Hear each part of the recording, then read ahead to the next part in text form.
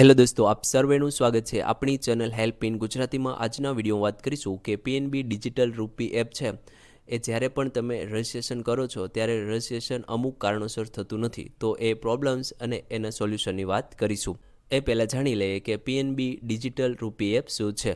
તો PNB digital રૂપી app એ RBI દ્વારા રજૂ કરાયેલ સેન્ટ્રલ બેંક ડિજિટલ કરન્સી એટલે કે સીબીડીસી માટેની સત્તાવાર એપ્લિકેશન છે. આ એપ્લિકેશનની મદદથી તમે ડિજિટલ રૂપિયામાં પૈસાની લેવડ દેવડ કરી શકો છો. તો પંજાબ નેશનલ બેંક દ્વારા એક એપ્લિકેશન લોન્ચ કરવામાં આવેલી છે, જે એપ્લિકેશન દ્વારા તમે ડિજિટલી રૂપિયાની લેવડ દેવડ કરી શકો છો. પરંતુ જ્યારે પણ તમે આ એપ્લિકેશનમાં રજિસ્ટ્રેશન કરો છો ત્યારે અમુક પ્રોબ્લેમ્સ આવતા હોય છે. તો થોડા પ્રોબ્લેમ્સ મેં લીધેલા છે, એના સોલ્યુશન પણ લીધેલા છે. જો તમારી પ્રોબ્લેમ્સ હોય તો તમે આવી રીતે એનું સોલ્યુશન કરી શકો છો. તો પહેલા પ્રોબ્લેમ્સની વાત કરીએ તો મોબાઈલ નંબર વેરિફિકેશન ફેલ્ડ. તો સમસ્યા કઈ આવે છે? તો ઓટીપી આવતો નથી અથવા તો વેરિફિકેશન સફળ થતું નથી. જો તમને પણ આ પ્રોબ્લેમ્સ હોય તો એ માટે તમારે શું કરવાનું છે? તો બેંકમાં નોંધાયેલા મોબાઈલ નંબરનો જ ઉપયોગ કરો. તો જે પણ તમે પંજાબ નેશનલ બેંકમાં જે લિંક કરેલો મોબાઈલ નંબર છે એનો જ તમારે ઉપયોગ કરવાનો છે. ફોનમાં એસએમએસ પરમિશન ચાલુ રાખો. તો એસએમએસની પરમિશન છે એ તમારે ચાલુ રાખવાની છે. ત્યારબાદ છે સિમ સ્લોટ 1માં સિમ કાર્ડ રાખવાનું છે.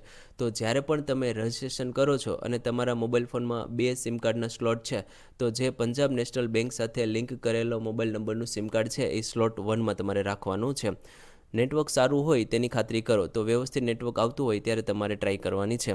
ત્યારબાદ ઓટીપી માટે થોડા સમય રાહ જુઓ. જો ઓટીપી ન આવતો હોય તો થોડા સમય તમે રાહ જોઈ શકો છો.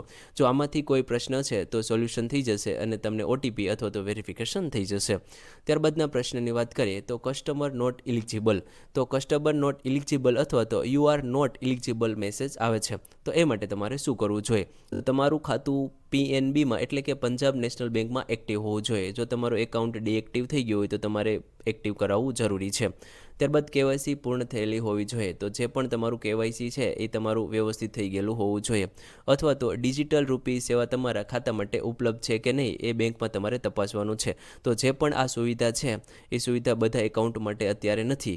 તો એ તમારે પહેલાં જાણવું જરૂરી છે. એ તમે બેંકમાં જઈને જાણી શકો છો કે મારા એકાઉન્ટ માટે આ સેવા ઉપલબ્ધ છે કે નહીં. જો ઉપલબ્ધ હશે તો તમે એકાઉન્ટ ખોલાવી શકો છો.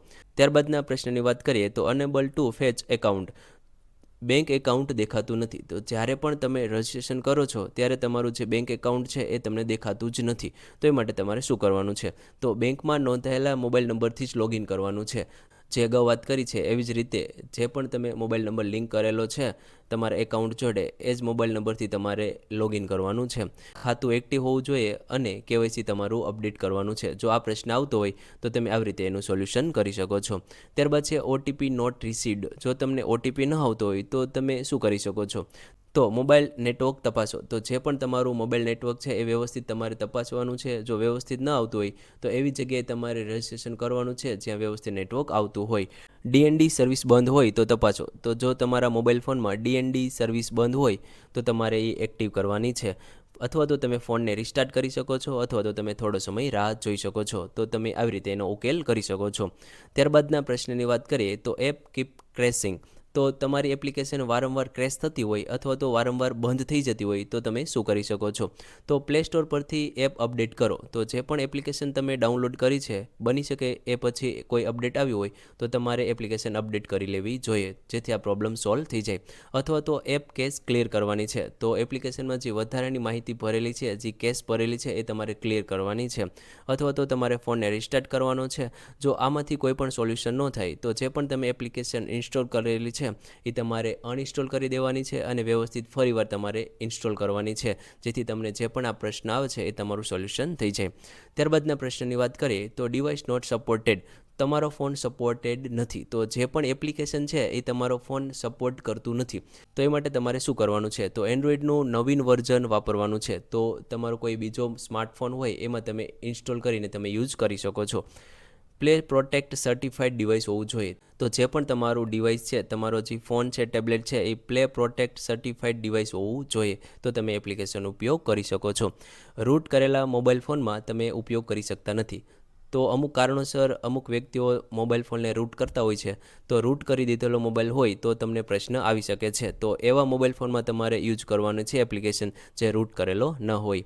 ત્યારબાદના પ્રશ્નની વાત કરીએ તો રજિસ્ટ્રેશન ફેલ્ડ એવો તમને મેસેજ મળતો હોય તો ઇન્ટરનેટ કનેક્શન તમારે તપાસવાનું છે, એપ અપડેટ કરવાની છે, સાચી માહિતી દાખલ કરવાની છે.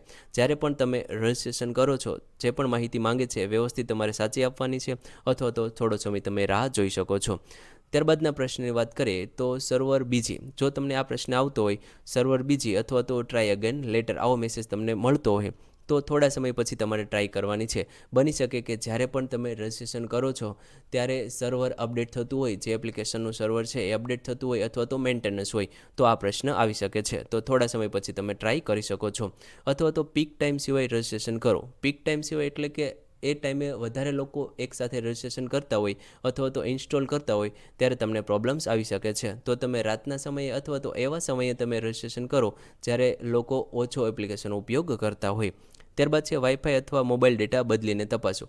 બની શકે કે ક્યારેક વાઈફાઈ અને મોબાઈલ ડેટા તમે જે યુઝ કરો છો એમાં કંઈક પ્રોબ્લેમ્સ હોય તો તમારે એ વાઈફાઈ અથવા તો મોબાઈલ ડેટા તમારે બદલીને ચકાસી લેવું જોઈએ.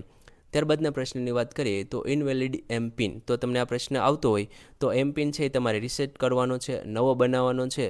વારંવાર તમારે ખોટો એમ પિન દાખલ કરવાનો નથી. જો તમને આ પ્રશ્ન હોય તો આવી રીતે તમે સોલ્યુશન કરી શકો છો. ત્યારબાદના પ્રશ્નની વાત કરીએ તો વોલેટ એક્ટિવેશન ફેલ્ડ. તમને આવો કોઈ મેસેજ મળતો હોય તો તમારું વ્યવસ્થિત કેવાયસી થયેલું હોવું જોઈએ. ખાતું જે પણ તમારું એકાઉન્ટ છે એ એક્ટિવ હોવું જોઈએ.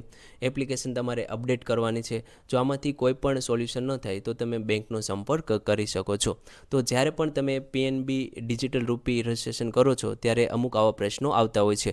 જો તમારે આમાંથી કોઈ પ્રશ્ન હોય તો આવી રીતે તમે સોલ્યુશન કરી શકો છો. જો આની સિવાય કોઈ પ્રશ્ન આવતો હોય તો જરૂરથી કોમેન્ટ કરજો, હું આન્સર આપીશ. જો મિત્રો તમારા માટે વિડીયો ઉપયોગી બન્યો હોય તો જરૂરથી લાઇક કરી દેજો, ચેનલને સબસ્ક્રાઇબ કરી દેજો. ધન્યવાદ દોસ્તો.